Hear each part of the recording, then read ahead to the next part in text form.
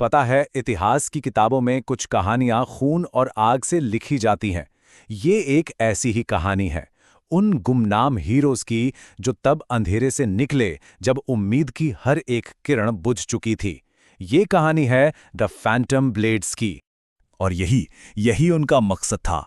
बात सिर्फ जीतने की नहीं थी, नहीं, मकसद था दुश्मन के दिल में ऐसा खौफ भर देना कि वो दोबारा सिर उठाने की हिम्मत भी ना कर पाए। तो ये कहानी शुरू होती है दूसरे विश्व युद्ध के उस स्याह दौर में। सोचिए, पोलैंड पर एक क्रूर सेना का कब्जा है और हर तरफ बस अंधेरा ही अंधेरा। उस वक्त शहर के शहर तबाह हो रहे थे, गांव के गांव जल रहे थे, लोगों की जिंदगियां बस डर के साए में कट रही थीं। लेकिन क्राकोव के ठीक बाहर उन जमे हुए जंगलों में प्रतिरोध की एक छोटी सी चिंगारी सुलग रही थी। और ये कोई आम सेना नहीं थी, नहीं, ये वो लोग थे जिन्होंने अपना सब कुछ खो दिया था। और इस यूनिट का नाम था the Phantom blades. Commander Marcus when क्या जबरदस्त रणनीतिकार थे। उनकी लीडरशिप में हर तरह के एक्सपर्ट्स थे, मतलब एक से बढ़कर एक।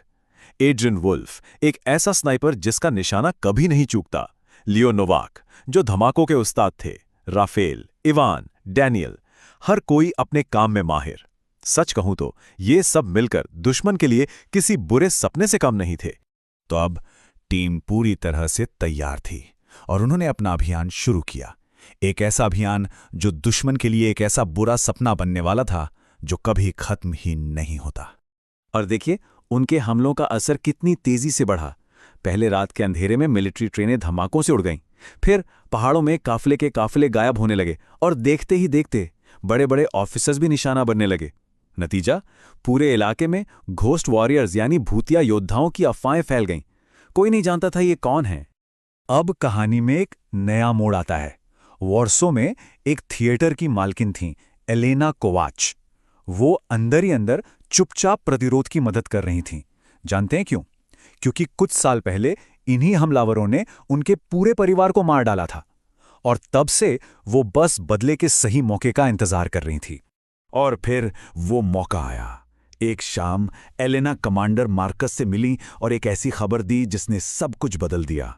दुश्मन के सारे टॉप जनरल्स उनके थिएटर में एक फिल्म प्रीमियर के लिए इकट्ठा होने वाले थे। ये युद्ध का सबसे बड़ा, सबसे सुनहरा मौका था। मार्कस वेन, वो तुरंत समझ गए ये एक ऐसा मौका था जो दुश्मन की कमर तोड़कर रख सकता था। लेकिन इसमें खतरा भी उतना ही बड़ा था। ये एक बहुत ही बड़ा जुआ था। तो इस मिशन को एक नाम दिया गया द वॉर्सो गैम्बिट। मतलब एक ऐसा ऑपरेशन जिसमें या तो सब कुछ हाथ लगता या फिर सब कुछ खत्म हो जाता। High risk, high reward. मकसद बिल्कुल साफ था, एक ही झटके में दुश्मन की पूरी लीडरशिप को खत्म कर देना। और प्लान एकदम परफेक्ट था। देखिए कैसे। प्रीमियर की रात लियो पूरे थिएटर में एक्सप्लोसिव्स प्लांट करता। उसी वक्त एड्रियन दूर एक छत पर अपनी स्नाइपर पोजीशन ले लेता। अंदर राफेल चुपचाप गार्ड्स को ठिकाने लगाता और इवान मेन हॉल पर पहरा देता ताकि कोई बचकर भाग ना पाए। और आखिर में एलेना, वो अंदर से थिएटर के सारे दरवाजे लॉक कर देती। मतलब दुश्मन पूरी तरह से फंस चुका था। आखिरकार प्रीमियर की रात आ ही गई। वॉर्सो का वो ग्रैंड थिएटर रोशनी और संगीत से जगमगा रहा था। अंदर दुश्मन के जनरल जश्न मना रहे थे।